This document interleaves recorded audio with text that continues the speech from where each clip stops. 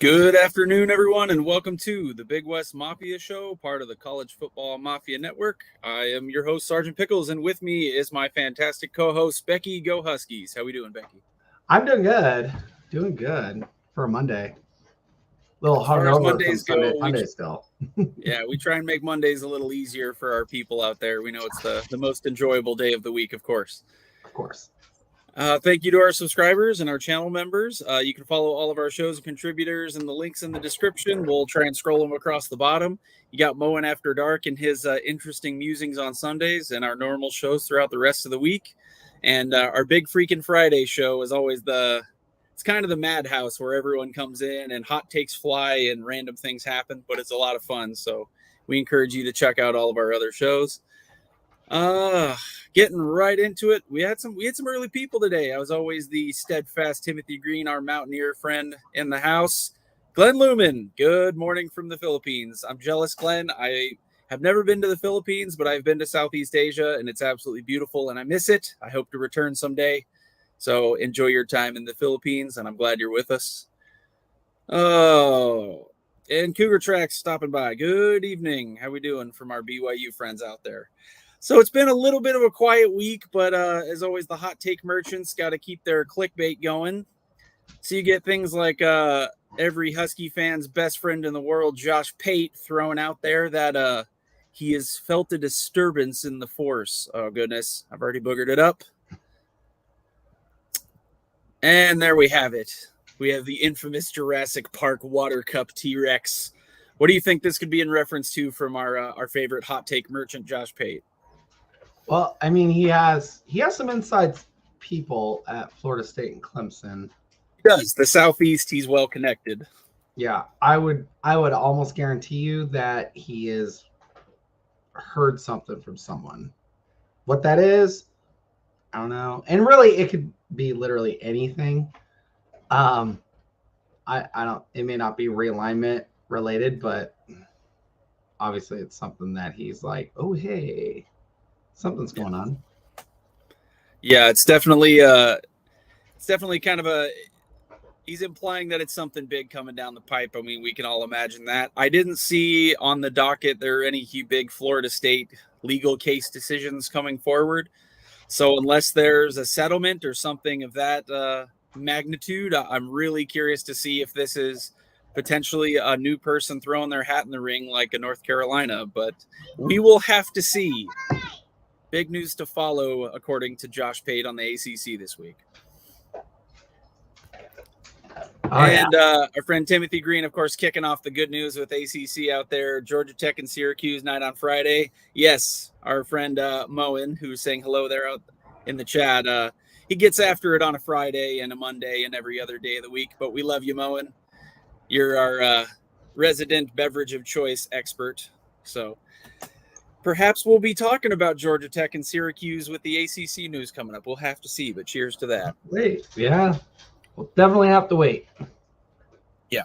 The legal decisions are one thing, but for me to classify it as groundbreaking news, I'm thinking someone else is jumping in the ring or there's a settlement inbound or something like that. It definitely would feel like it would have to be something along the lines of like money or settlement, or someone else has said, screw it, we're jumping. Yeah, conundrums in agreement. Perhaps ESPN forcing a settlement. Our favorite Big Ten hater, Shansky, is in. Hello, everyone. Hope we had a great day and amazing Father's Day. Cheers to all the fathers out there. As a father of 3 myself, it's a fun day. You get to run around and see your fathers and grandfathers and everyone. So I hope he showed a little appreciation and had an enjoyable day out of it. And if you didn't have perhaps a direct father figure, hopefully if you had a male mentor in your life you can look up to and give a little appreciation for. Illini Ted stopping by in. Hello. Off season is still big news. We try and get after it. You know, we're not trying to just throw random stuff out there. We try and bring up things that are topical, but if you guys know some stuff out there that we haven't brought up, feel free to share it in the chat. Ohio fan Stephen Vitt. I just wish I didn't have to be Josh Pate posting the cryptic tweet, but that's just me. Yeah, And like I said, he's our favorite clickbait merchant, and he's good at what he does, but we can't deny he certainly has well-connected sources out there in the industry. Yeah, I mean, as Husky fans, it pains us to just bring him up. We have no, I'll make no bones about the fact that he's infamously an Oregon shill all through the season. And even after the Pac-12 championship, tried to make a case for Oregon. He certainly said so after the first game in Seattle that he thought Oregon was the better team. But I digress. We'll let him throw his hot takes out there, and if they come true, more power to him.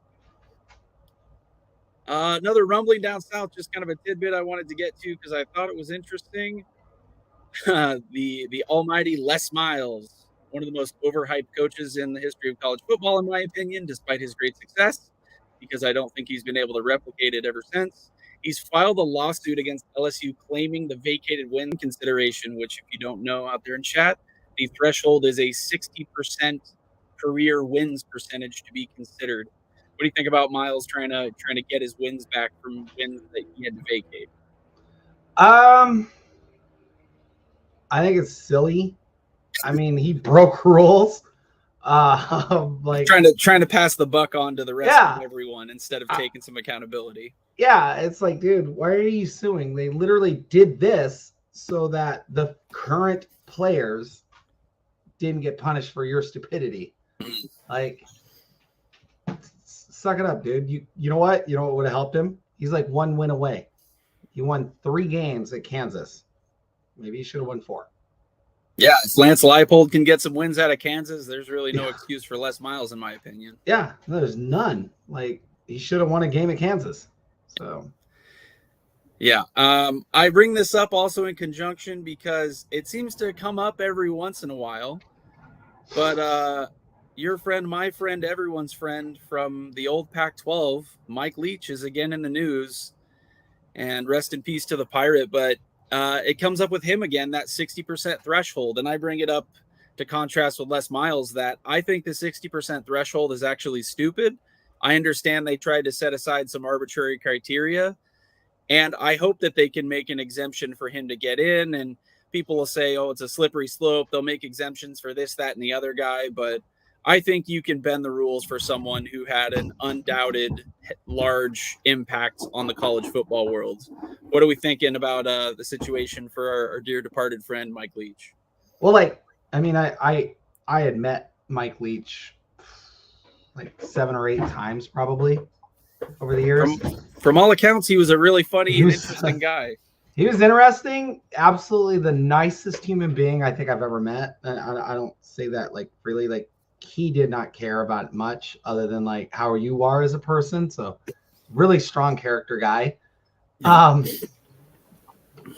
just like, he would be there if he hadn't passed away before the bowl game.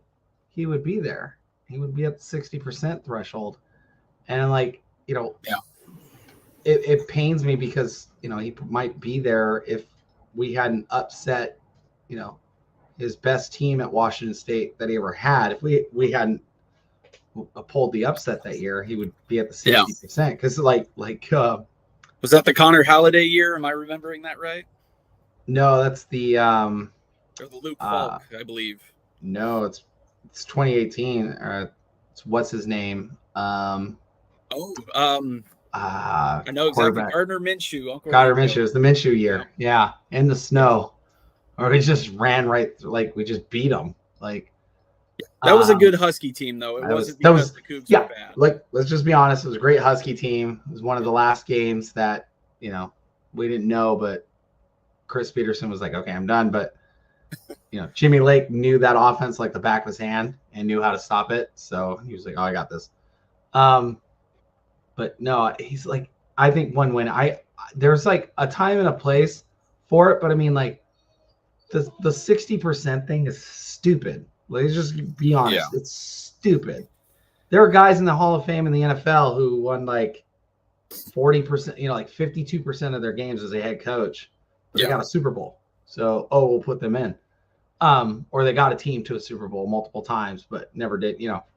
Like, and he's better than some of the coaches that are in the Hall of Fame now, who won like 60% of their games. So I would certainly say so, because you get coaches certain coaches rise the ladder and then they, take on just a stacked program, a historical blue blood. And at a certain point, Mike Leach was regarded for those kinds of jobs. And I'm not sure if he turned him down or what the case, but he chose interesting programs. I like, no disrespect to Washington State and Mississippi State or Texas Tech, but if he really wanted to push and pursue a big brand job, a flagship job, he really could have, but he was very adamant that his system worked anywhere. And in a lot of cases, he was right. So I don't think he should be knocked for that, because success is relative to the program you have and where you are. It's, he built a lot of those programs up from relative mediocrity to have fantastic seasons. So I really do hope they make him an exception. And it seems like a lot of our friends in chat are in agreement. Of course, Big Lubbock, I'm assuming, has a lot of love for Mr. Leach and the air raid down there. In agreement. Cougar Tracks put him in the Hall of Fame. Shonsky put Leach. Yep. I think his impact on college football is bigger than what he even put on field. So Conundrum saying, correct me if I'm wrong, but 59 rounds up to 60. It certainly does. I wish it was like 60%, but he has to have a 600 record, 0.600. Yeah. That's just stupid. Like, yeah. I mean, that's like a, 9-8, like a 9-7 year or something like that in the NFL back in the day. Like that would be like a 600 year. Yeah, they should be able to. It should be like maybe here's the kind of guy we're looking for, but maybe not a hard and fast rule. It's not just because he passed away, but honestly, his impact on the game was big. I hope that they're able to make an exception for our good friend, Mr. And I mean, like Rock and Rant, Howard Schnellenberger before Mike. Well, I imagine that the Miami fan seems to think Schnellenberger has a good shout. Schnellenberger saved their program. He's a national champion. You can't deny that. Well, no. Like in the years before he got hired, they were talking about this. And Rock and Rant knows this. They actually did think about dissolving the program, and actually all came close to voting to dissolve the program. Like like a couple of years before that. So totally understand it, but Yeah, built 3 programs and one from nothing, FAU, and one in Eddie. But you know what? We can always bring up his 1 year at Oklahoma. So not good. That's the thing. Some of these guys are remembered by one particular stop where it might not have gone very well. Like Dennis Erickson comes to mind, where he had jobs where he did awesome and the jobs where he didn't do so good. So it's a mixed bag of how their reputation is. But the difference is like Erickson won at Idaho. I don't even know how that's possible, but he managed to win games at Idaho. So, of all places. Even in the FCS, Idaho is not considered a power. They get kicked around by the Montana and Dakota schools quite a lot. They are a power right now. They have a very good team. But no, like Rock and Rant's right. Louisville, FAU, Miami. But yeah, he's more Oklahoma fans hate him. Like with a passion. For the 1 year, and because he was in between Barry Switzer and Stoops. He was like he was the actual bridge. 2 of the best coaches in the history of college football, and certainly Oklahoma. Probably the 2 best in the history of their program. Like he was right in the middle. So I don't blame him. I mean, but he was drunk. But he was drunk. Allegedly, Rock. Allegedly. No, I think Schnellenberger. I'll say it. Schnellenberger deserves it just as much as Leach. Obviously, Leach passing away last year is more like fresh in our minds, and but yeah, what he did at FAU, because FAU didn't have a football program, like that took a lot of work and effort. And not only was he their coach, but he was also the athletic director for the school, if I remember right. So. Yeah, and I just brought it up to contrast the 2 with Les Miles. And if Les Miles wins his lawsuit and gets in over Leach for some reason, it's even more a finger to point that College Football Hall of Fame is just a joke, and it's popularity contest not based on much merit. That's a shame, is because the 60% threshold seems like a great idea, and they got a arbitrary non-arbitrary criteria, and then you realize who would be left out because of it. Yeah, they Blaze Bunny, Pete Carroll before Leach. Biased as a Seahawks fan, but two No. national championships at He won USC. he has a 600 record at USC. The other thing, like I would say this about it, like my last thought on it is one, Schnellenberger, Carroll, for instance, and Leach, they won everywhere they went. They did. We're talking about a guy who's suing Les Miles, suing the school because he sucked at Kansas. Granted, it's not like Kansas was good when he got there, but why would you take that job knowing full well that you're, you know, and now it's like, oh, well, if you hadn't taken that job, Les, you're over 600. Yeah. Well, let's hope by the time the dust settles on all this realignment, they'll have a better selection process for contributions to football and Hall of Fame. Some more friends stopping by. Almighty Finn, Florida State fan. Washington will win the Big Ten next year. Mark it down. I wish I had your confidence, my friend. Right. And I am far too pragmatic a Husky to be beating my chest right now about where I think the program is. I think they'll surprise some people who are saying they won't even go 500, but that's a hard ask for me to say they're going to get anything north of 8 or 9 wins. As a Mariners fan, I have to be cynical and just not believe anything. Yeah. As a homer, the homer in me wants to be like, yeah, he's right. Washington will win it all, but no. I'm like, if you've seen the Oregon roster and the Ohio State roster, they're very good. They're very good. Like it would tough really sledding, but I'll keep your optimism there. Yeah. Our friend Joaquin Morales, our friend from down south in Sun Devil country. I hope the family's doing well as always, Joaquin. Hello, college football fam. Smash that like button, please. It's free. Absolutely. It really does help. Every click and interaction and everything helps more people see our stuff. That's how the crazy algorithm overlords work. So we appreciate you guys like, comment, subscribe, super chats, all that good stuff. I already saw our friend Big Lubbock popping by.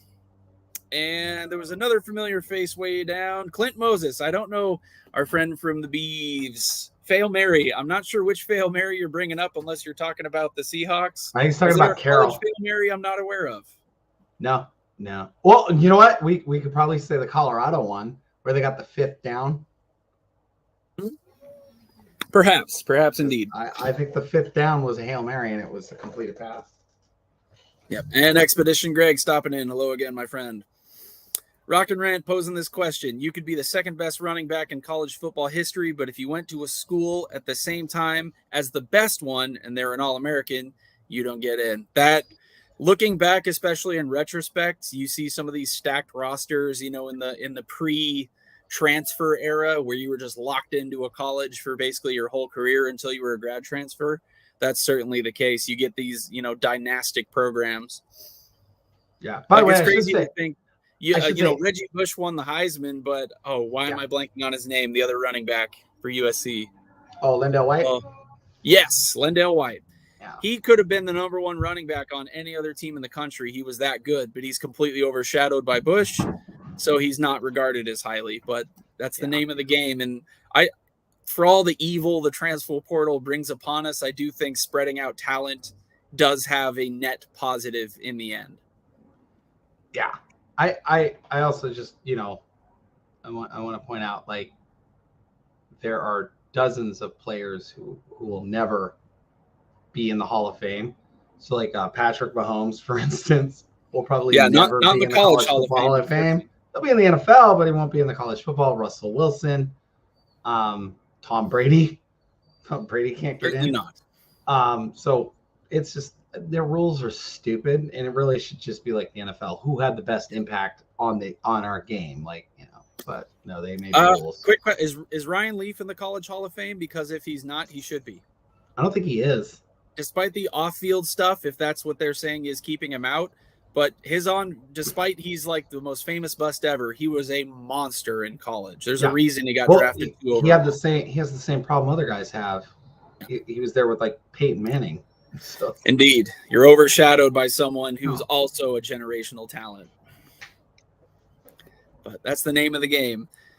Our friend Conundrum, Huskies $30 million one-time capital assets loan, 15.7 endowment fund loan. I haven't looked into the details of the capital assets versus endowment, but we will get into that right now because I believe you're referring to what was brought up partially because of the presidents, but I have the wrong article up. My apologies. here, Big Ten needs to, or Washington needs to generate 24 million in assets, basically to rebuild an on-site network studio. I don't know if this is what that loan specifically is referring to, but it's true. Washington has had some budget shortfalls, and despite some of our Beav and Kook friends trying to troll us over it and saying you'll come crawling back when you're broke, it would have been even worse had they stayed. Mm-hmm. And I'm like, so like Washington, the athletic program has to be completely separate from the academic side. So the endowment, yes, like the stadium and everything is a loan from the endowment already that they have to do. So they have to pay that money back, which they put off, and it's all interest now. But like the actual cost of the stadium is paid.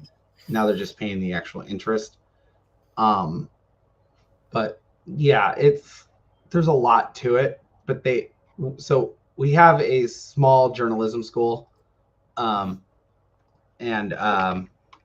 it's not a like journalism school. It's a program within a program. If you get my it's like taking calculus. It's in the math program, but you don't major in calculus, right? It's like an elective. Yeah, it's essentially like an elective, but it helps out with whatever that whatever that program is. So the school never built this. So like Oregon already has a journalism, like full-on journalism school. Yes. They were saying it'll cost them. They were saying somewhere in the range of less than $6 million. I think I read as an estimate to upgrade their facilities to the standard that the Big Ten network wants. But Washington knew this was going to be a thing, and everybody knew it was going to be a thing. UCLA knew about it. USC knew about it. USC and UCLA didn't have to worry about it because, again, they already had all the stuff in place because they have film schools. So for them, it's like, we have everything. We're good. Oregon had journalism. Washington was the weird one because they didn't have any of that already in place. So they're going to have to suck it up and build it. And yeah, $30 million sucks. Yep. And joining us, a very unexpected but welcome special guest, the one, the only, the man, the myth, the legend, Nathan Bomber Brown. How you guys doing? Thank you. I appreciate it. It's been a minute. Behave now. The boss has come into the show. I gotta behave. I don't know. Do I go hot take after hot take now, or do I whatever you want? All right, BYU will be out of the Big 12 by next Tuesday. No, I'm just kidding. Oh, okay. All right. Hot take. Yeah. So what are you guys talking about? We let off with just some smaller topics. Josh Pate, throwing out the clickbait out there. He thinks ACC rumblings are afoot with no context given whatsoever. Yeah, he's trolling. He's just trying to get followers. He's doing the ultimate, sort of clickbait. And he got people to pay attention, right? Everybody jumped on it because it's Josh Pate. But he doesn't know any more than anybody else does. Yeah, we're all waiting. We do know he has some connected sources on the inside. We know that. Like, he is a media guy, but how much of that is just, wanting to drive clicks in a relatively slow period as far as, hot breaking news is concerned. Right. I mean, at the end of the day, he's not going to be the one that's going to move it. It's going to be somebody like a Brett McMurphy. It's going to be somebody like a Dennis Dodd. Pate is obviously there's a bunch of people pay attention to him, and you sort of bend the knee for how quickly he's built his site. But the idea that somebody's going to get a break on this when the three of us already know the gears have been working for a long, long time. So if there's people that are rushing just to get up there at that moment to say the guy, claimed they were the one who said it, fine, let him go ahead and do that. But at the end of the day, the reporting hasn't been done by him, has it? The reporting has been done by Greg Flugar. It's been done by us. It's been done by John Kurtz, right? Other people that have been following these stories for literally years. Josh Pate is like not even a year into this. So let's make it whatever. It doesn't matter. Love or hate their accuracy. I'd even say Canzano and Wilner do a far better job covering it. They've had incorrect takes, but their sources are just giving them the information that they have. So I can't fault them for reporting what they're hearing. And I want to, this is news to you guys. I haven't spoken to you about it, but John Canzano is going to come on our show. Oh, fantastic. And it's going to be one of these situations we may have to record it, but he likes what we're doing, right? I've been in contact with him for over a year. Very cool. Basically what I've told him and what we've talked about is the fact that I don't hold him and John Wilner accountable for anything that happened to the Pac-12. They were getting bled information by all these schools. Washington State was trying to stay alive. Oregon State was trying to stay alive. Arizona State was trying to stay alive in the Pac-12. And so they were sort of leaking all these stories to these reporters. If you're a reporter and you're building up your news site like John Canzano was, or John Wilner now is out in the wilds knowing that the Pac-12 is in trouble, and you have the president of a university leak you information, are you going to run with that? Or are you going to sit on it and say, no, this could turn out to be not right? Of course not. Yeah. So they just, if there's anything that, and I'm going to ask John about it, but it's just like if there's anything you might question, it's that level of discernment, whether you can actually make a declaration, which both Johns did quite a bit, right? The 3 or 4 point spread to see if the Pac-12 stays alive. It was started at 7, and then when it was going to die, it was still at like 4 for some reason. So it's stuff like that maybe you could question. Hey, maybe you could have been a little more thoughtful about running with those. But at the end of the day, if I got a call from the president of BYU, and he would never call somebody like me, but he said, I have a story that I can't really attribute it to anything, but you can run with this, of course I'm going to do that. Yeah. And I think Illini Ted kind of summed it up here for us pretty good. Canzano and Wilner posting what they heard seems like they weren't investigating other avenues. It's true. And, they might not have access to other avenues. They're West Coast-based reporters. They know the West Coast presidents. And I'm sure they check and verify as much as possible. But they got to run with whatever info they have. And I don't believe they ever put their foot down and they said, this is what's happening, 100% certain. They're professional journalists. They never do that kind of thing. But, I mean, famously, Becky and I defended the Pac-12 right until the end. So any West Coast fan that had the limited information we did, it seems so implausible for it to turn out as it has. Yeah, and it's like you said, Wilner has connections at all 4 Pacific Northwest schools. Right. He does. And if he heard it from one school and then heard it literally from a second school, and then the third school is like, yeah, we're kind of hearing that. Right. He's going to run with it.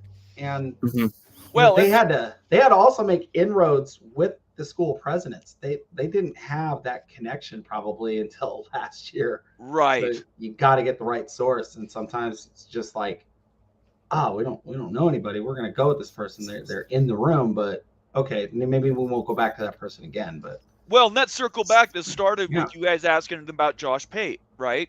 I look at Josh as the exact same position that John Canzano and John Wilner were in.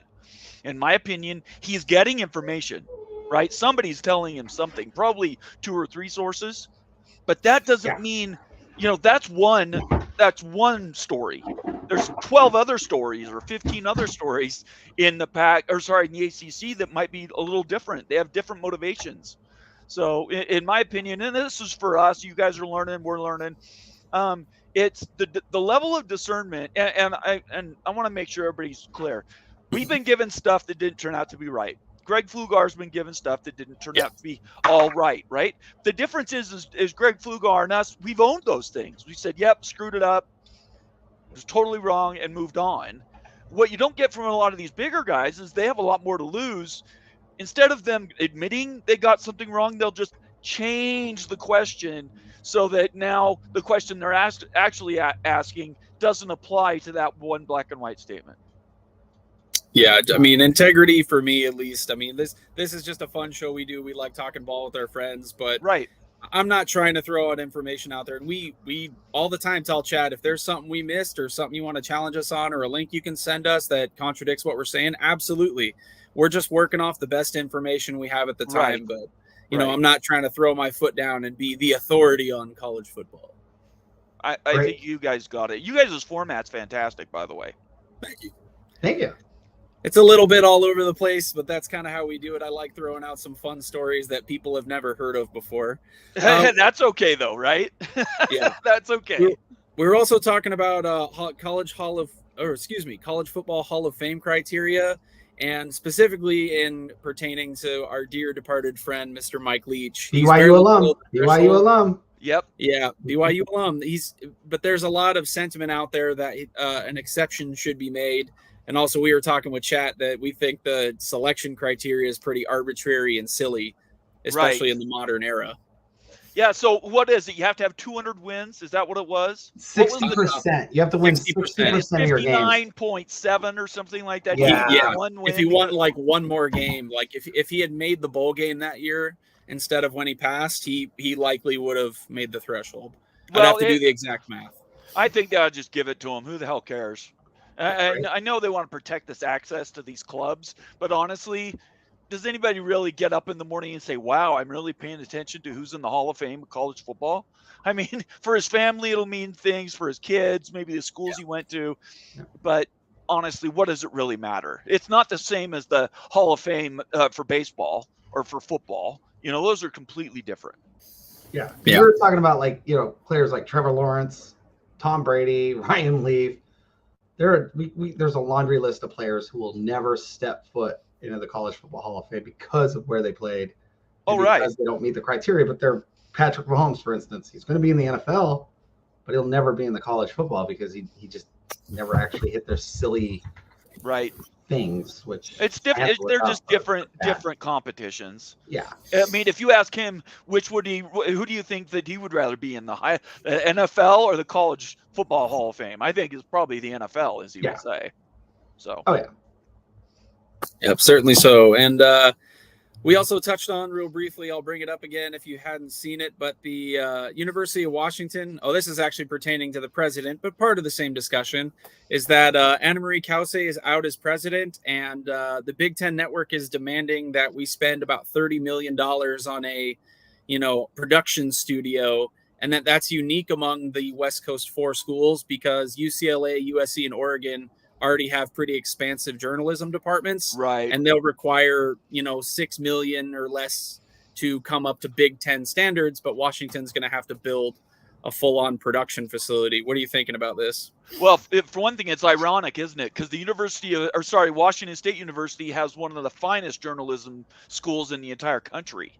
So if they were recruiting just because of the journalism programs, they would have taken Washington State and they'd be in Pullman right now. Look, University of Washington is a research school, heavy into medical research, technology research, stuff that, just doesn't flip the page when it comes to journalism. So the only way that they can cover these schools is the Big Ten Network is basically they built their own ESPN, right?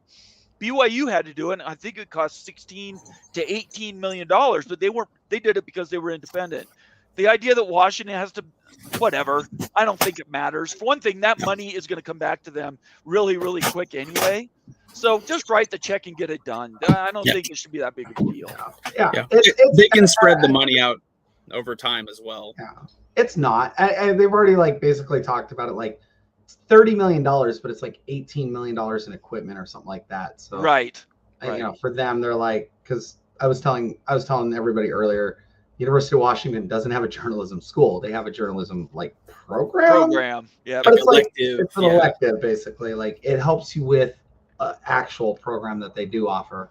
So it's in the same way that calculus helps you with math in college. Isn't Washington State's the Edward R. Murrow journalism? Believe so.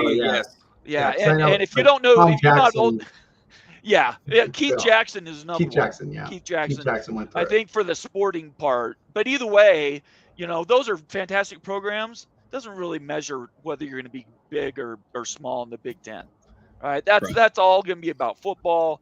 And I just don't think most people care at the end of the day. Yeah. Here's something you can bring up with your good friend Canzano, because he wrote this article, Bomber, and I'd encourage you to go tear through it.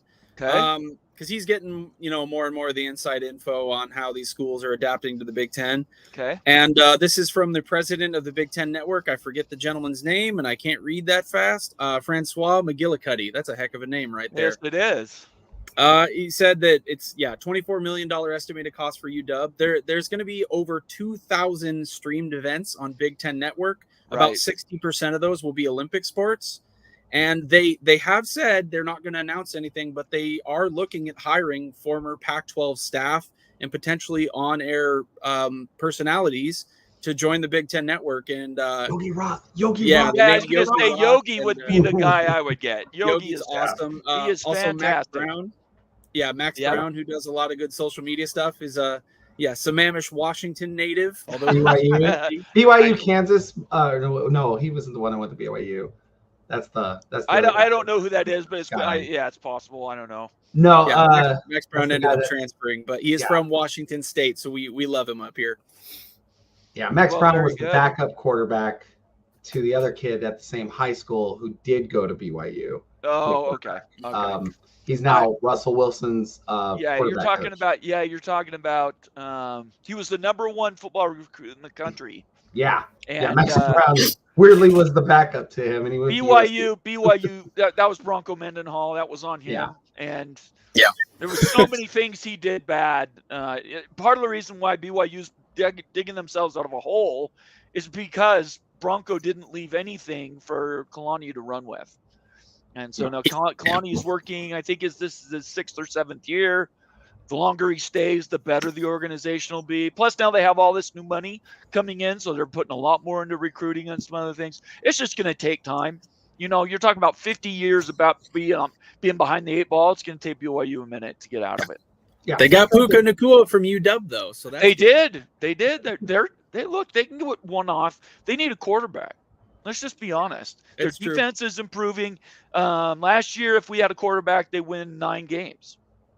Had Oklahoma and Oklahoma State on the ropes and let them both go. So, it's just the way things work out. I was hoping Sam Heward, former Husky quarterback, might end up at BYU because they were one of the teams out west really looking for one. But he went to Utah, right? He did indeed. Yeah, he's going to be the.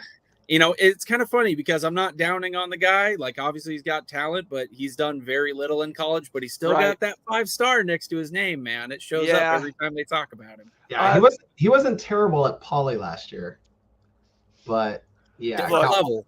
Great. If you look at, Utah's crowing, and here I am a BYU guy, Utah's crowing about their recruiting, which has been very good on paper. But a lot of the people they're bringing in have struggled at other places. Sam Heward is just one example.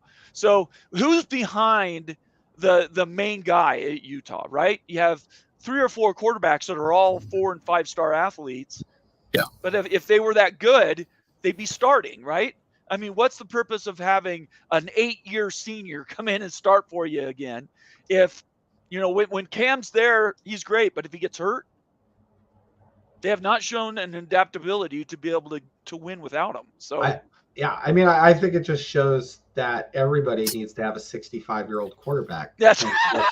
That's right, Becky. Yes, when you play a team in the state of Utah. Yeah, when you play a team in the state of Utah, the average age of the opponent is like 25. It's ridiculous. Yeah. But thus is the way with our friends over there. Jamie Thornton, #1 Becky Huskies fan in the world. Our good friend Jamie Thornton. Jamie, hello, Jamie. She's a stud. She is an absolute stud. Thanks for being here, Jamie. Good to see you. Gives us our SEC hot takes from Arkansas land down there. Yeah, go Hogs. Go Hogs, Jamie. Hey, she's there, right? I'm with it. Yeah, Arkansas in the bag, I would say. Yeah, she says Big Ten Network will be fine. Well, I know the network will be fine, but Washington's already in a financial hole, and it's going to get a little deeper before it gets better. That's for sure. Yeah, but all of that was known. Everybody knew it. We don't have a rich uncle like a certain school in Eugene has, and we don't have another rich uncle like a school in Stillwater has. We're just gonna have to be broke until we get it done. So. Which is ironic because I bet if you did combine everybody except look at having the rich uncle has not really helped Oregon State, right? No. The company that's worth $3 trillion, the guy is richer than anyone has ever been on the face of the earth, and he can't write him $1 billion check and just walk away. From what I've heard, we'd have to talk to Canzano about it. We'd have to talk to Canzano about that, but from what I've heard, he only has donated to the academia side. He's never done anything on that. Maybe our Beaver fans who are watching can correct me on that, but that's what I thought I had heard. But I mean, Washington's bringing in, a former. They're trying to get Bill Gates involved now because his dad went to UW, his mom went to UW. He didn't. He obviously went to Harvard and never actually graduated. Right. But they're bringing in him and a couple other billionaires. They have the Costco billionaires, but You know, none of them have been like, oh yeah, we'll just give you our fortune like Phil Knight has and T. Boone Pickens has at their respective schools. So we're gonna get to a point when consolidation continues. We won't talk about super leagues or anything, but just continue to filter out schools that can't pay the freight, right? It's what the new mark right now is 24 million. If you can't do the buy-in, basically like playing poker, you can't do your ante. You don't even get dealt cards. So you either are able to participate via that restriction, or not restriction, but minimum that you have to use to pay players, up to and infinity, right?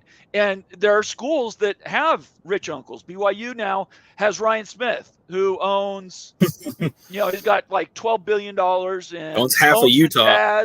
Owns all the athletic stuff. He has this company here in Seattle too. Like he's a huge Seahawk fan. Oh, is he? I didn't know that. Yeah, I saw him on he was on the Pat McAfee show. Right. He goes on there often. He goes on there, and I think he's from here.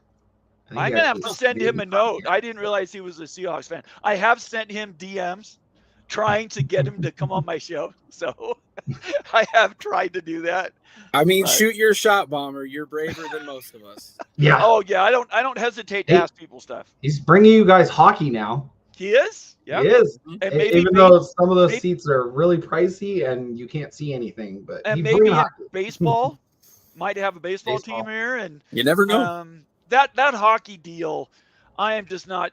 They're doing everything they can to keep the money in downtown Salt Lake.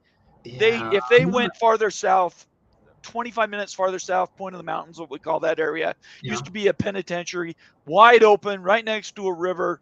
They could turn that into basically what it's like around Phoenix, the Phoenix Stadium for football. That whole area developed with nice houses and other things. They could do that, but the state of Utah, specifically people in Salt Lake, say, no, it's got to be in downtown. As long as it's in downtown, those things about having views that are obstructed and some of these other things are not going to go away, because the Delta Center just isn't. It's just not there for hockey. No. Well, I would. I also don't like their colors. Can we sidetrack here? I hate the colors. It's so, you can change colors. Just got to get a good name. Names are hard to change. Yeah. Oh, you know what? Just leave it as the Utah Hockey Club. That's what it is right now. I just enjoy it. Call it the Utah Hockey Club. The Kraken were famously lambasted by the world for their name, but I think it's grown on people to where it's just it just becomes the name after a while. So people will hate it no matter what you pick. So just pick something and roll with it. That's all my advice. I'm not a hockey guy, so for me it doesn't really matter.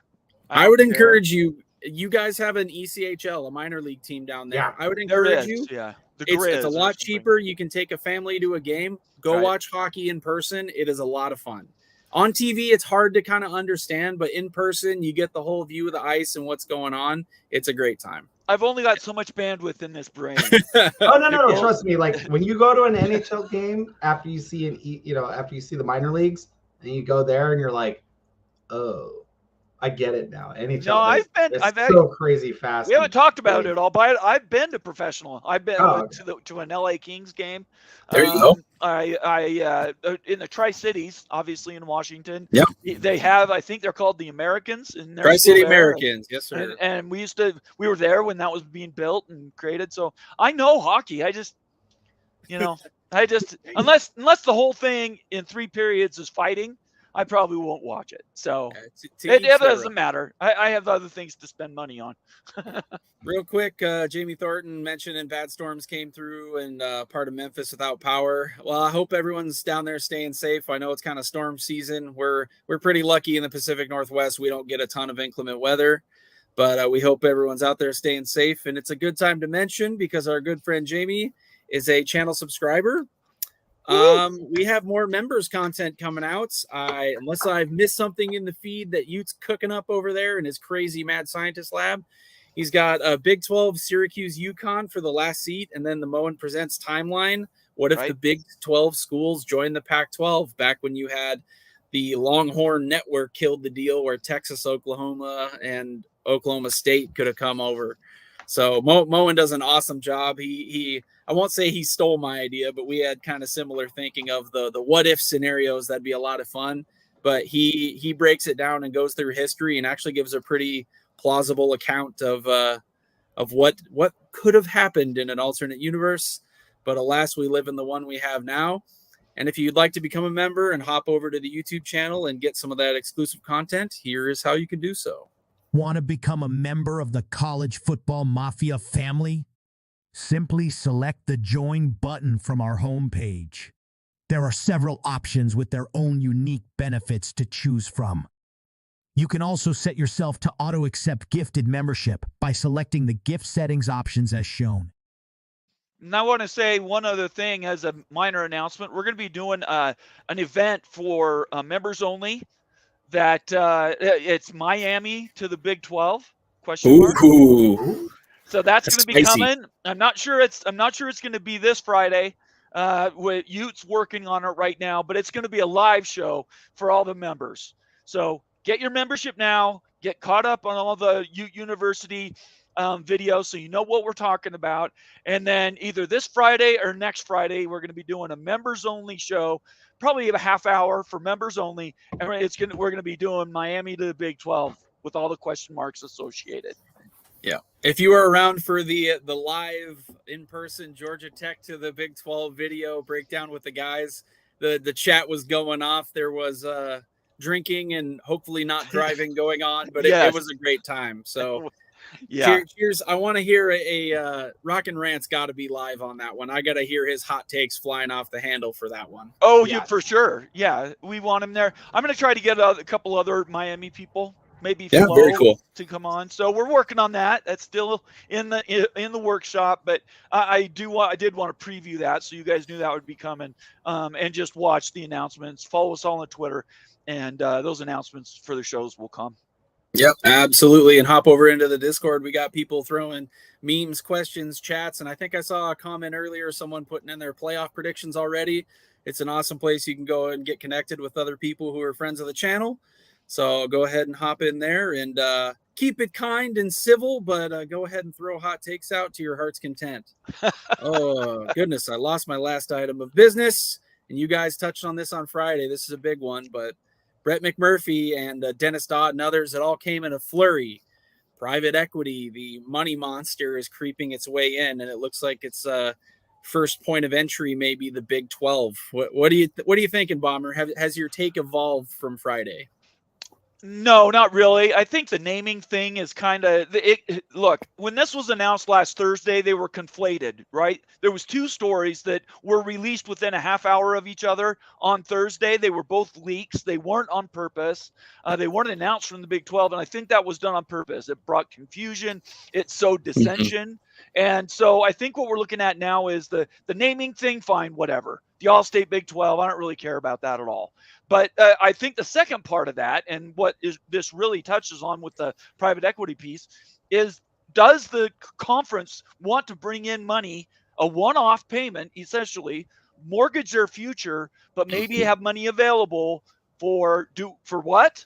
To bring in ACC schools. So are they going to do private equity for a measly $6-8 million per school for a couple years? No, they're not going to do that.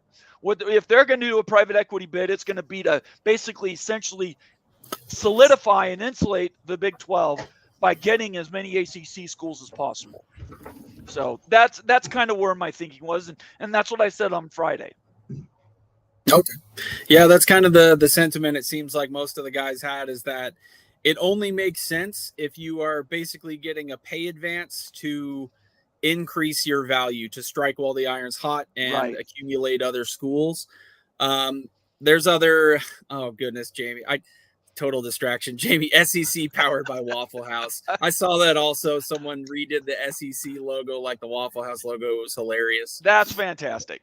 Oh my goodness. And the other one that I won't post up because it's perhaps a little rude is the Big Ten sponsored by Dick's Sporting Goods. You can imagine what the signage for that would say. That one No might one- get us taken down. No one says no way they're going to mortgage their future for a little bit of money and sell the name of the Big Ten of the SEC. He doesn't see that happening. I don't think they need to. Like, it's not about need. I think maybe it's just another money grab, right? Yeah, that's what I'm saying. For them, it would be we want to do it. Right. That's why I'm like, for this, like the Big 12 is they're trying to bridge a financial gap that has been created. So they need to figure out ways to do that. Whereas the two at the top are like, we don't need to do anything. We just sit. And we're then let's say one more thing too. The Big 12 is not, whatever happens with the ACC, the battle's over for trying to catch up to the Big 10 and SEC. That gap is too wide. There's nothing the Big 12 can do, including bringing in Clemson and Florida State, that would help them bridge that gap. Yeah. So now at this point, all they're trying to do, the Big 12, and I'm a Big 12 guy now, right, is to survive, to get as much resources in the house as you can, and try to build a wall around you for the third. I think that has to be, they have to walk into work every day. Brett Yormark has to be telling his people it's okay to be third. That's where they need to be. Yeah, I agree. And I agree with your picking your battles analogy is what I'm gleaning for that. And it's not a shot at Big 12 people to say it's okay to be third, but this move is 100% to make yourself not a distant third. Exactly. That's exactly right. And I didn't mean to be clickbaity and ambiguous with the title about Big 12 throwing the Hail Mary, but this opportunity is not going to rise all the time. I think realignment and consolidation, it has its limits where it's just not financially viable. And especially for the Big 12, they struck while the iron was hot in the Pac-12, and respectfully, I don't think they're going to be able to pick schools off the SEC and Big 10. So this is kind of your last shot to really accumulate some talent and increase your total value. Yeah, I'm one of those people, like, I'm not a fan of the whole private equity thing. I think it's dumb to it basically take whatever media money you have from your future, because you have to pay it back. Right. You're essentially saying, well, we can bridge the small gap like right now and really bridge it, but for 1 to 2 years of your media money, it doesn't make a ton of sense. It doesn't make a ton of sense to me. And to top it off, like I said, I've said this to some of my friends. I'm like, Arizona is in huge debt. Do you think they use that money like what it's intended to be? Or do you think they're going to go out and just use it to fix their financial gaps within their athletic department? That's what they're going to do. Right. Oklahoma State probably doesn't even need it. They're like, we're fine. A lot of these schools are like, we're good. So you're asking the schools that do need it, the schools that don't. It doesn't make any sense to me. And it's like we all pointed out, some schools will use it how it's meant to be. I would assume a BYU would. A BYU and a Utah would use it the way it's meant to be. But you have schools that are trying to get caught up, like a Cincinnati or a UCF or Arizona, where they're not super viable yet. And Cincinnati and UCF just came up to the G5 and that BYU was independent. They're not going to use the money the same way. Yeah. So what is the point of taking money in, adding on debt to pay off debt? There would be no reason to do that, Becky. You're exactly right. We wouldn't do that if we were trying to refinance our home. Don't take a second mortgage. It's not a good idea. Yeah. Well, and I think what's funny is that people immediately, they read the story headline, and what were the replies right after the story broke? Everybody did a division. 16 schools by this amount of money, and it was all about bottom line cash, right? Because everybody, not me, our friend, most of the people out there, I know, because your natural inclination is, let's break down what the concrete return would be immediately, right? Yeah. And I was trying to tell everybody, hang on, I don't think it has anything to do with what each school can get. I think the only reason you bring in private equity, which is a short-term loan shark type loan at 20% or whatever, is you need the capital to buy blocks of things. And the only blocks of things that they can buy anymore is a media, like a channel. You could buy a big broadcasting channel. You could partner with Yahoo and say, we're going to build a Big 12 Yahoo channel and do that all easy. Or you can take that money and invest it in schools that have to pay leaving amounts to leave their conferences. But now that they're at the Big 12, now the Big 12 is Big 20, maybe even Big 24. And you're too big to fail at that point. The All-State 20. Yeah, I don't know. I don't think they go past 20. I think 20 is the number, but that's the only thing I can see they use that money for. I could be totally wrong. Totally wrong. I mean, I know a good way to get some easy cash. You just have to wait a couple more years. Just invite the last 2 members of the pack. Right. If they don't dissolve the conference by a certain date in like 2026. And I thought they would do that, Becky. I did think that they were going to do that. I thought they were going to offer to write a check to the Big 12. And maybe they did. Maybe they did offer. They can't. I think they're holding out to the very end. No, they can't. They can't until 2026. They have 2 years.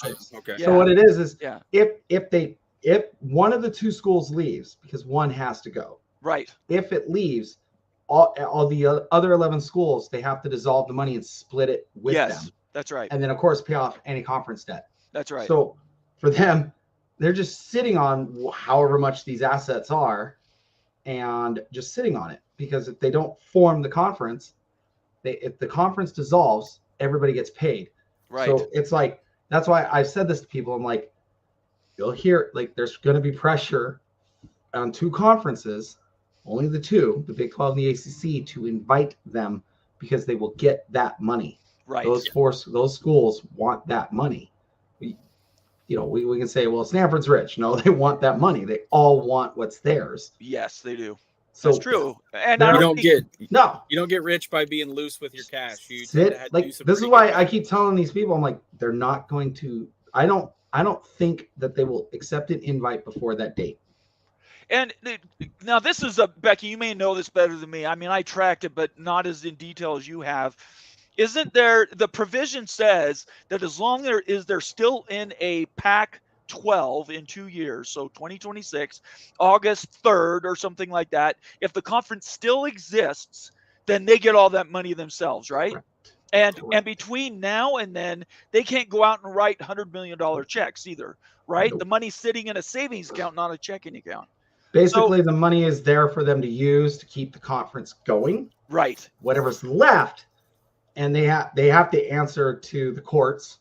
So they have to keep replying. They have to keep track. So the state of Washington is going to keep track of this money. Like, what are you doing with it? So they can't just spend it. Can they make a commitment against the later date? That was my question. I'm assuming they could. It just won't be cashed. So if they just won't, they can't commit the cash until. But that's the thing is this is why I keep telling people they're probably on an 18-month kind of window to figure out their universe, and it started probably in January. Right, or maybe even earlier. I think it might go back to August. It may, yeah. So for them, it's like, because you want to rebuild the conference, you have to find the schools. You have to figure out what you're going to do, and those schools have to be, 1, available, and 2, good enough. Like, they're not going to want to pay like whatever exorbitant fee it is to get out of whatever with their conference. So to rebuild this conference, they're on a very tight window. I think they have to have an idea in place probably by this time next year to make it even happen, because all the schools have to know what they're going to do the following summer. So this is for both of you. The question would be, you're Washington State and Oregon State, and I don't know if we have any fans in there. I don't know if we've got like Mr. Beeve in the fandom or Connor out there. Any Oregon State guys in the house, put up your hand. Friend Clint Moses was in earlier. I'm not Clint's sure. a stud. I love Clint. Right now, these fans are doing everything they can to stay alive, and they're doing a pretty good job out on Twitter. They're keeping their schools, in the news. But right now, they have to make a decision, a strategic decision, and it's really it's a forked road. Do you decide you're just going to buy your lot and just know that you're going to rebuild the Pac-12 the best you can, knowing that most of the schools are going to come from the Mountain West or the AAC? That's one option, right? Yep. Or, which you can start if that's your choice, you can start investing in that now. That's stuff you can start doing. But if you're going to go the other way and you hope for an invite in 2 years, that means for 18 months or however long the timer is that you're saying, Pickles. They need to know what they can and can't do to then hopefully be attractive to another conference. Can they? Right now, the ACC is going to be desperate to replace Clemson and Florida State. This is the question, and this is an open question. It needs to be put on Twitter. If you're Oregon State and Washington State right now, what are you going to bank your future on?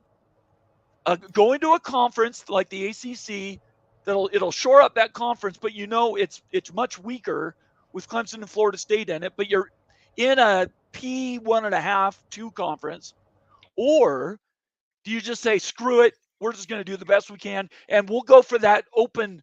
One of us will get qualified for that open spot, that G5 spot every year. Which are you going to do? Real quick, want to shout out our friend Joaquin's heading out. Thank you for stopping by. Oh, thanks, Joaquin. And smash that like button. Absolutely. This is famously my attempt, and I got some flack for this from certain fans who felt one way or the other about it. You could swap out. I feel like the ones up for debate here would be Utah State versus UNLV versus whatever. Okay. But I think this is just me looking at the numbers. I dove into some TV values. I dove into some viewership, and I dove into some in-person attendance because I feel like that's a pretty good indicator of overall support. If people are showing up to watch your team, like Fresno gets 40,000 a game, that's solid for a G5. Right.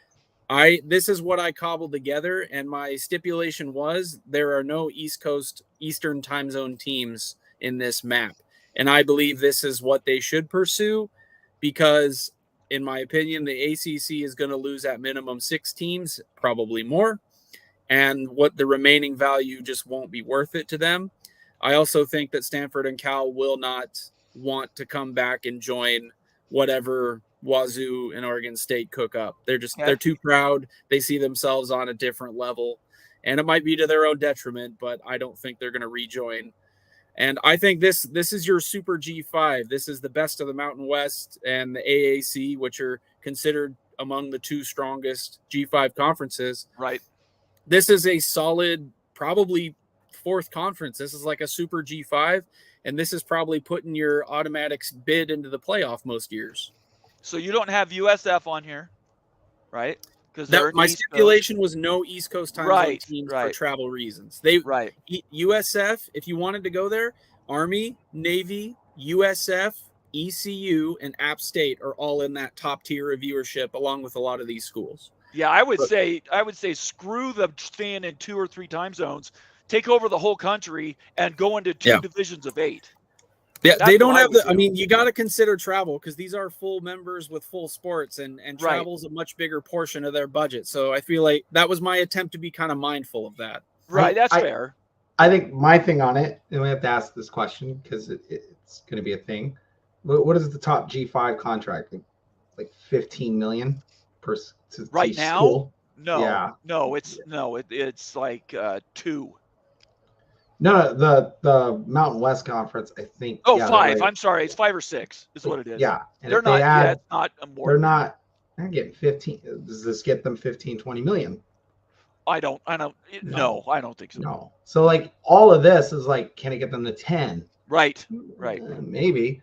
Right. But Washington State and Oregon State, say it does only get them to 10. That's a $14 million pay cut from what they had prior. Yeah, obviously it's not the number one option, right? It's not what they would prefer. Yeah. But so that Pac-12 money isn't going to last forever. Right. So then all these schools are going to get it. So we come back to that question.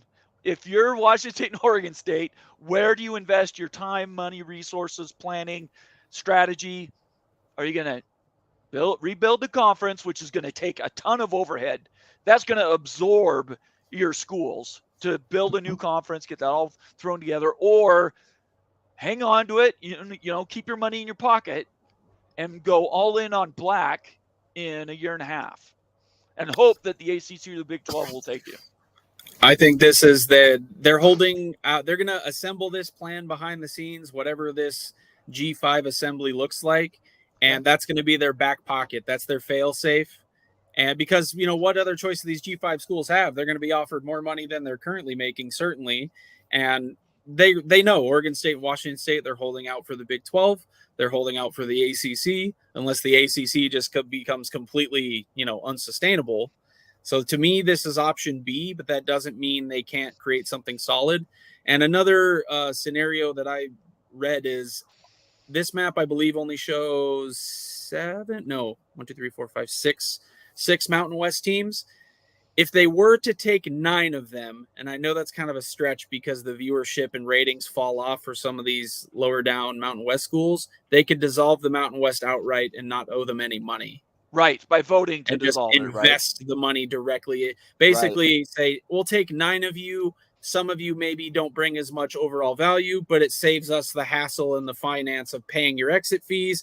And we can just redistribute all this wad of money we have to the 9. So that's another option. I think that's very fair assessment too. Yeah. Real quick, Clay Johnson, Air Force is among the top 15% in G5 viewership and TV ratings. They have they're like Army and Navy. They have a very peculiar fan base because it's related to the service itself, but they draw from everywhere in the country.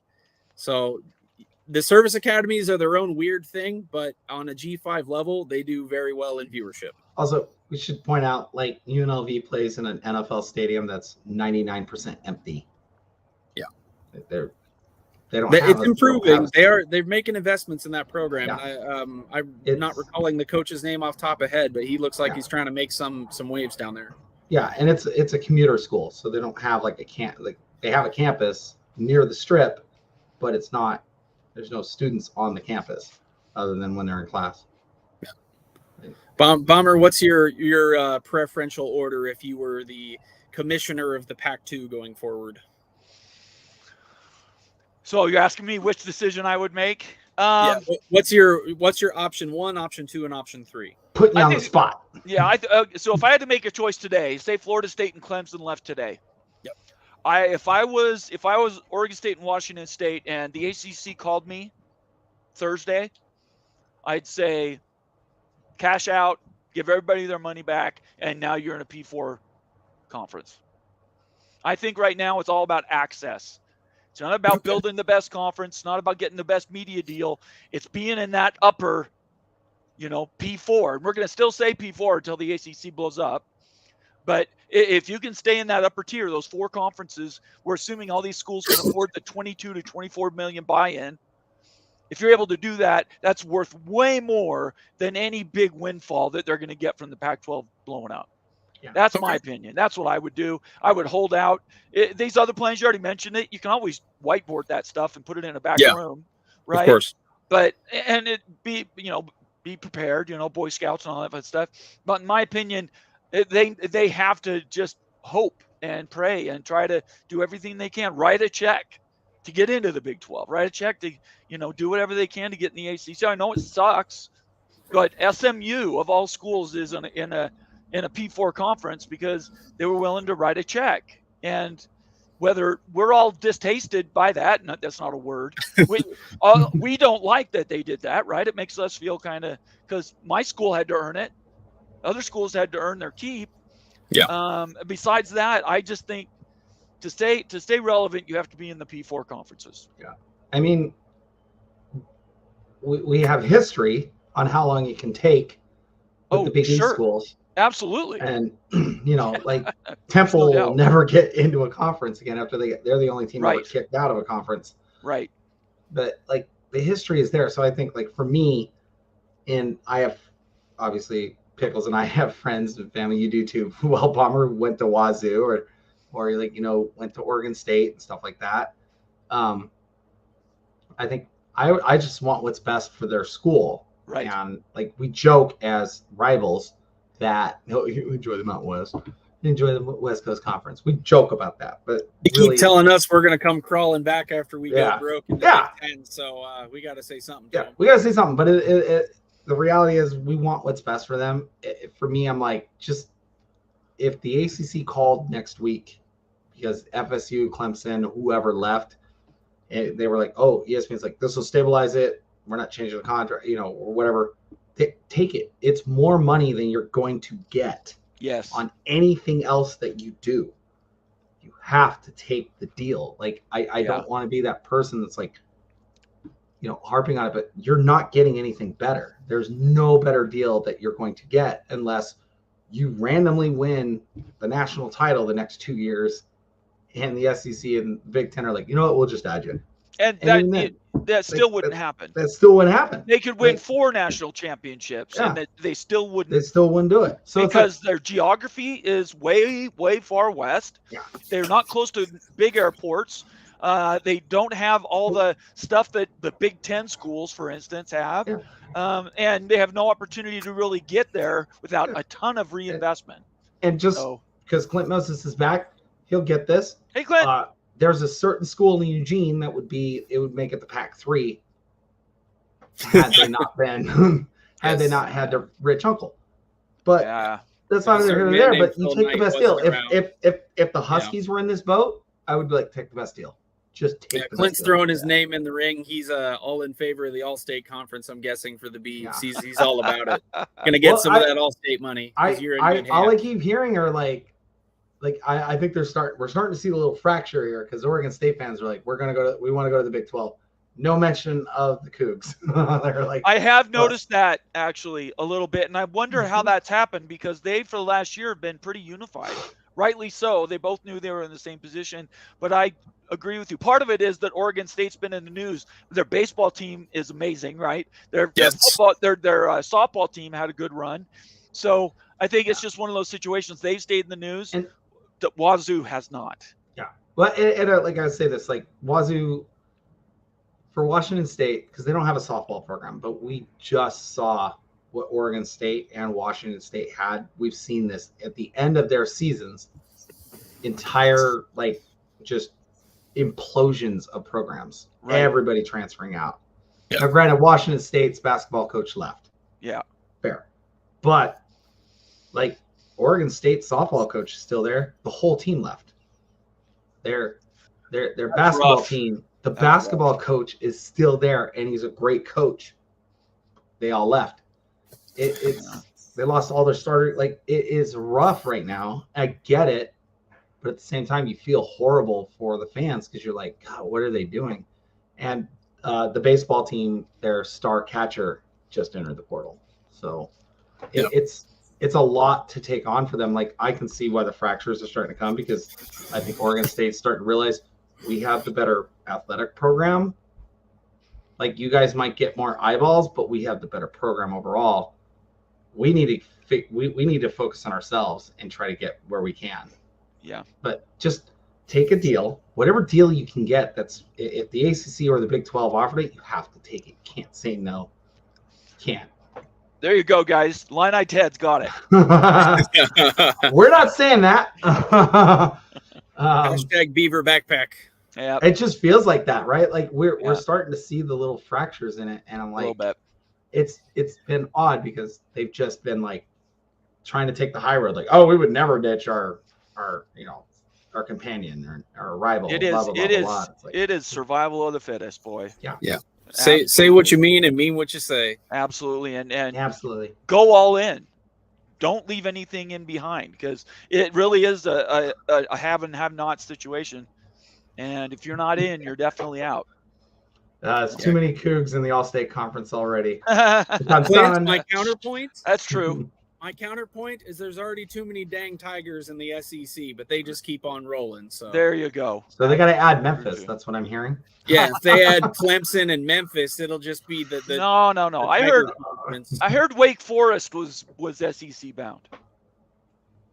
Man, if they need another Vanderbilt, have at it.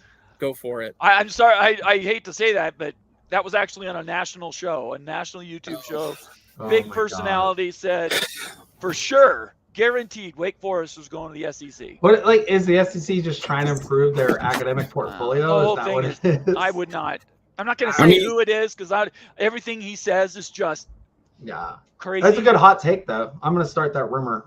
Sure, yeah, absolutely, yeah. Hearing think this sources is a- telling me. Syracuse to the Big Ten. That's the other one, right? That's the other one. Yeah. Yeah, this is our niche, and we're certainly plugged into all the little rumblings. But man, these national guys just really miss the mark sometimes.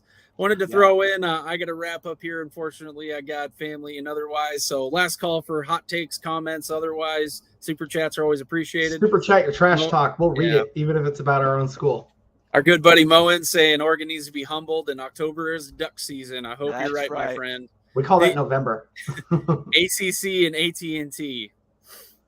I don't know. That's the thing is the person that sounds phonetically good as a sponsor is never who ends up buying it, and it just sounds terrible. Yeah, Rock and Rant. Join the Discord, or you're getting relegated to G5. Yes. Oh, Yes. no. If you're not part of the Discord, have you posted the link for the Discord, Pickles? I have not. I'm here fumbling my fingers trying to get everything. It should be in the comments. Let me look at our page here. Should be underneath in the description. Let's see if Moen put it in here. Videos. Moen, I don't see the link for Discord. Here, let me find the Discord link. Give me a second. And I'll let Bomber wrangle that because I'm probably That's gonna fine. break, Don't worry break about the it. whole thing doing it. Yeah, running the show behind the scenes ain't all it's cracked up to be, people. We do our absolute best here for you. Our friend Illini Ted Clemson is hoping that getting out first will force the Big Ten hand. I think they are. I think the Clemson has more eyes for the SEC than the Big Ten, but the SEC hasn't shown interest. That's my personal opinion. I have no inside information whatsoever other than just chatting with some Clemson folks. I'm not buying that either conference actually is going to go after them.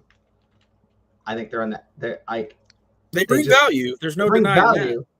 They bring value, but it's like people are like, oh, they'll get like a full share. I don't know if they would get a full share from either conference. All right, I posted that link, guys, just so you know. There we go. I am on the fence that like Fox wants markets, ESPN wants states because that's what they've shown to add. Fox wants basketball as well. Yes, Clemson has a decent basketball program, but I mean, you guys have heard me, right? I say that at this point, if you're not already counting on Clemson to have one invite, not two, I'm not sure you're really reading the tea leaves. I don't think Clemson gets an SEC invite. I don't think they get an SEC, but that's why that's Big Ten or nothing, I think. And we said that. I said this last week to Pickles. I said if they only have one bidder, right? Why would you get a full share? Yeah, I don't think they will. I don't think they will. I don't think Florida State will either because they will only have one bidder. I think Florida State will because they're the Colorado in this situation. Yeah, early bird gets the worm. First one to go. Yep, first one to go. But we'll see. Florida State might be locked up, and Clemson might be free and clear in 2 weeks. And these values that they're dishing out, they're situational too. Washington and Oregon, they're worth more than a half share, but the situation they were in dictated that that's what they were going to be offered. So that's what I'm saying. Same boat. They didn't have a second suitor that would pay more than what they were going to get, because the Big 12 had already got their contract, and the ACC was like not even like a discussion at that point. Timothy Green saying Miami did the Big 12 just because of the Big East days. There's a lot of nostalgia for the Big East, and I think college football would be better off today had the Big East solved their issues internally. But here we are. Oh yeah. All right, guys, I gotta go. Sorry. All right. We're gonna wrap up here too, also. But it was awesome having you, Bomber. Yeah. Everybody, come catch us tomorrow night, 8 Eastern. Right, same place, same channel. And we're going to cover more realignment. Obviously, we'll talk about all the stuff that's in the news. I appreciate everybody subscribing to this channel. More importantly, follow Pickles, follow Becky, and continue to help us build this up. We're trying to build up this left coast wing of the Mafia network, and we need an Oregon person.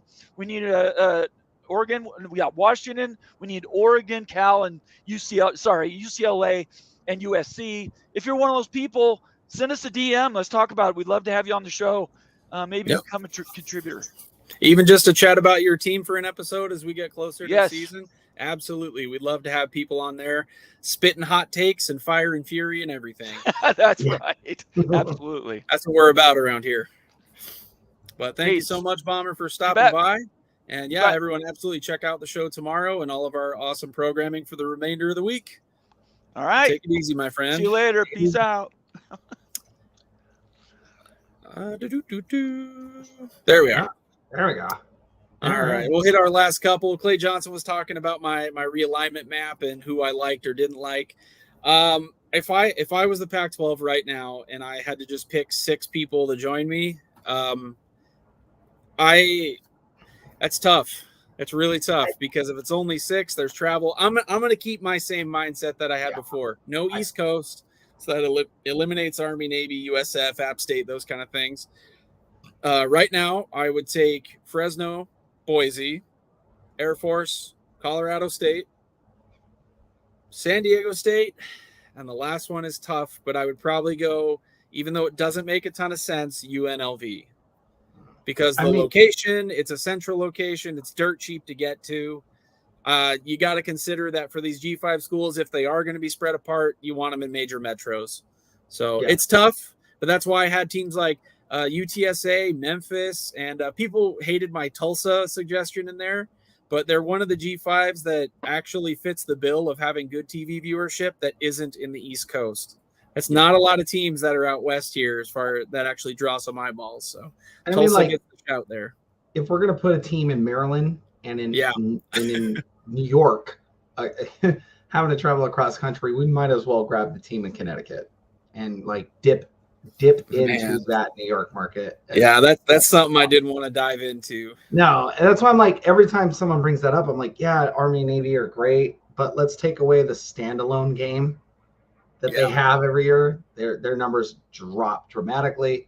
But like, if we're gonna do it, we might as well just add UConn, so it kind of lessens their travel somewhat and takes away some of the burden for like like a California school or Oregon State and Washington State. Because if it's going to cost $10 million a year for Washington, Oregon, UCLA, and USC to fly their teams across country, these schools can't afford to do that. So you got to kind of shorten everything as much as you can. And I like the idea of Tulsa because I wouldn't have taken Tulsa. I would have said to you Texas State because they're newer and they're in Texas. They don't draw at all. Maybe draw. in the future that changes. Yeah, in the future. But like I said, Tulsa's not gonna. Tulsa's a great spot because it's in the center. It's in the center of the country. It can bridge those flights to like Memphis. It fits the parameters, even though it might not be the flashiest name out there. Yeah. No, like everything works. I like the idea of it. It looks like I can't think of the word. But it looks like a good conference. It's feasible. Everything you did is feasible. Everything's short. That's a strong G5, a really strong G5. It would be a good G5. It would be a tough G5. It would be the top G5. That's putting a team in the playoff more years than not. Yeah, but I mean, like, as far as it goes, like, the American Conference, you just, you're pulling from the American Conference. The Mountain West has to die. And, I don't even know what I guess I think Tulsa's in the American too. I have no idea where they're at off the top of my head. Yeah, Tulsa, UTSA, Memphis, and Tulane are all in the AAC. Yeah. So I'm like, does that make them better? Yeah. I don't know. Like, I don't know. That's a question for chat. I knew you guys were spitting it out there. But Becky, what's your one for the road? Anything you want out there? Sorry, I got to kind of wrap it up here. My one for the road. We're getting 2 new presidents at 2 of the schools out here on the West Coast, Washington and UCLA. UCLA just hired theirs. You stole my one for the road, so I'll just hit it. There it is. There you go. So everybody who has committed the crime, essentially, outside of one person who hired Larry Scott, which was the downfall of the conference, is gone. And Carol Folt wasn't even there. Was she there when Larry Scott got extended? She may have been. She came on, I think, right after or right at it. So she may not have even voted on it. But Washington, Julio Frank is you just look at what Miami's done in their athletic department. They've invested. They've done some good things. I think he's going to be great. I think for him, if he's got a first starting point at UCLA, he has got to get the Board of Regents to get rid of the Calamony, or as much of that as possible. Like I 10 think that's million going to, absurd. until there's a new media deal or until Yeah. the Cal situation's kind of fully resolved, I think they're going to be saddled with it. Yeah, I'm just like, that's the first thing he's got to do for their athletic side. Try to get rid of that like burden, if he's even possible, make some headway on that. Yeah. He could probably just start an argument and just tell them that they're the flagship school and Cal's not. That might work, as you found out earlier. But for this is your list. You see some question marks there that have either retired or moved on, and the two highlighted, Carol Folt and Michael Crow. They're the last two. In truth, it's Michael Crow that let Pac-12 go to ruin. He was stumped for Larry Scott quite a lot of the time, and all of his contemporaries have been replaced, not only for letting the Pac die, but for other reasons. But you see all those assumed office dates on the side. Some of those are upcoming because that's the official day that they'll take over. Yep. But there's been massive changeover, and it's a direct result of them thinking that they were more valuable than they were and signing off on a guy whose only accolade was being a Harvard tennis star. So thank you, Michael Crow, and your predecessors. I'm not going to miss you. Yeah, I mean, like I said, whoever they pick has got to be somebody who's like, especially Washington State, they've got to pick somebody who's going to be able to, one, raise money, and two, has to take over, unfortunately, a crap work of stuff. And then Washington, they've just got to find somebody who's more invested in the athletic side of things, because Dr. Jose was all about it, but not 100% into it. By the way, she didn't actually retire. She just stepped down. She's going back to her faculty. It's assumed that she'll retire. Well, she's going back to her faculty position. Well, she actually is, because she's got tenure. That's insane, considering she's also facing legal issues. But yeah, she's also 73. Like, no offense, Anna Marie Calce, hang it up. Just go home. No, please. and all this stuff happens, but they've got to just, as long as they're smart about it. And if I'm UCLA and I'm a fan of UCLA, if you're a fan of that school, you got to get him to get your athletic department fixed, because they were $100 million in the hole at one point. Yep. Now you've got Calamony. You're going to be behind your Big Ten peers for God knows how long. Washington and Oregon get their full share. You'll end up behind them potentially if this doesn't go away. So that's my final thought. If I'm UCLA, it's tough. Get your guy to get to work to maximize your school athletically. Like, yeah, as the presidents go, so goes the conference, because they're honestly the ones that they hire the commissioners, they hire everyone, and the buck has to stop with them. So for all those who don't pay attention to who your chancellor or president is, they wield an infinite amount of power for the fate of your universities. So if you're a fan, hold those people to account. And that's my final take of the day. To answer Tony, no, they will not pay her legal bills. That's her, unless it affects the school, unless she's unless the school's a part of it, then they'll have to. But if it's just suing her, no.